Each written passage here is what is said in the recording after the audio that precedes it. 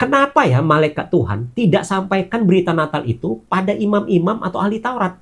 Supaya orang-orang percaya bahwa Mesias sudah lahir.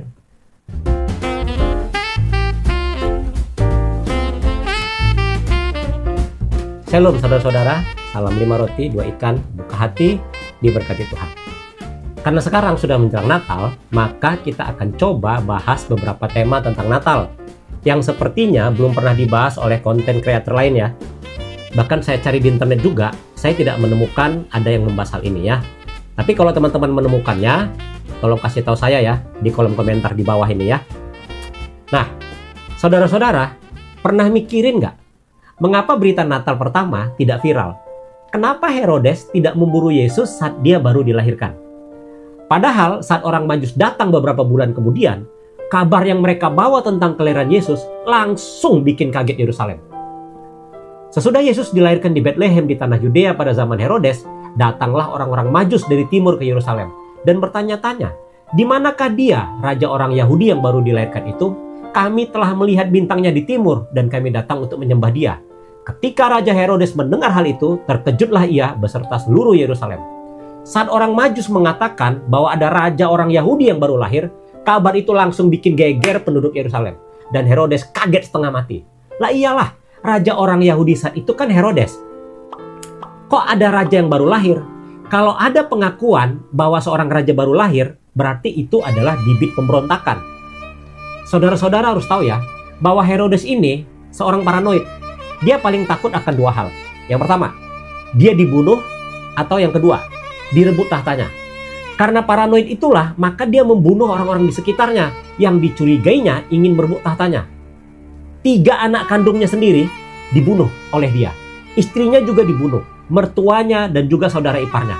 Semua dibunuh hanya karena dia curiga bahwa mereka itu mau merebut tahtanya. Jadi berita yang disampaikan orang Majus tentu bikin dia panik dan kaget setengah mati.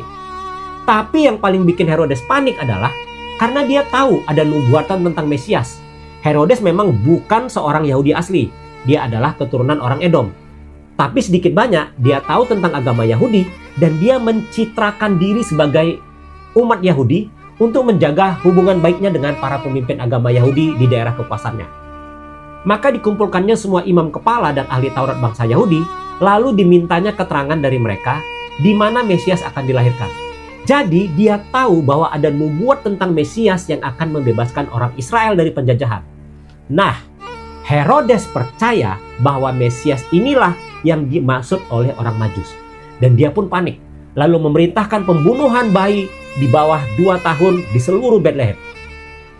Yang menjadi misteri bagi kita adalah, mengapa pada saat hari H kelahiran Yesus, persis saat Yesus lahir, pada besoknya atau di hari-hari berikutnya, berita itu tidak viral di Yerusalem dan sampai ke telinga Herodes? Bukankah berita yang dibawa para gembala jauh lebih dahsyat daripada kabar dari orang Majus? Padahal jarak Bethlehem ke Yerusalem itu cuma 10 km kok. Sekarang coba kita cek berita dari para gembala ya. Jangan takut, sebab sesungguhnya aku memberitakan kepadamu kesukaan besar untuk seluruh bangsa. Hari ini telah lahir bagimu juru selamat, yaitu Kristus Tuhan di kota Daud. Saudara-saudara, apa yang disampaikan oleh para gembala itu adalah berita Natal yang pertama yang jauh lebih dahsyat. Karena juru selamat yang artinya pembebas. Awalnya orang-orang yang mendengarkan ini pasti mengira Yesus akan membebaskan mereka dari penjajahan bangsa Romawi. Berarti Yesus ini akan menjadi pemimpin dalam hal militer. Yang kedua, Kristus artinya Sang Mesias. Wah, ini berarti nubuat ratusan tahun yang lalu sudah digenapi. Mantap sekali kan pesan ini? Yang ketiga, Tuhan. Ini berarti Sang Penguasa. Di kota Daud, mengingatkan pada Raja Israel yang terbesar, yaitu Raja Daud. Dan mereka juga tahu bahwa Mesias adalah keturunan Daud. Mesias harus lahir dari garis keturunan Daud. Di kota Daud mengingatkan mereka dengan hal ini. Ada Raja Yahudi baru lahir saja sudah bikin Herodes panik. Coba bayangkan kalau seandainya berita sedahsyat itu sampai ke Herodes keesokan harinya setelah Yesus dilahirkan. Apa jadinya ya bayi Yesus? Tapi untungnya berita itu tidak viral, saudara-saudara. Kenapa ya? Menurut saya, itu karena orang-orang yang hadir saat Yesus lahir tidak percaya kepada apa yang dikatakan oleh para gembala. Kenapa mereka tidak percaya? Yang pertama, karena yang mengatakan adalah para gembala. Saat itu gembala adalah golongan kasta terendah dari masyarakat. Saking rendahnya, menurut peraturan Yahudi, kesaksian para gembala tidak bisa digunakan di pengadilan. Kesaksian mereka dianggap tidak kredibel, tidak bisa dipercaya, dan tidak bisa diandalkan. Jadi misalnya nih, kalau para gembala mengatakan bahwa si A itu mencuri domba, maka kesaksiannya tidak akan diakui di pengadilan.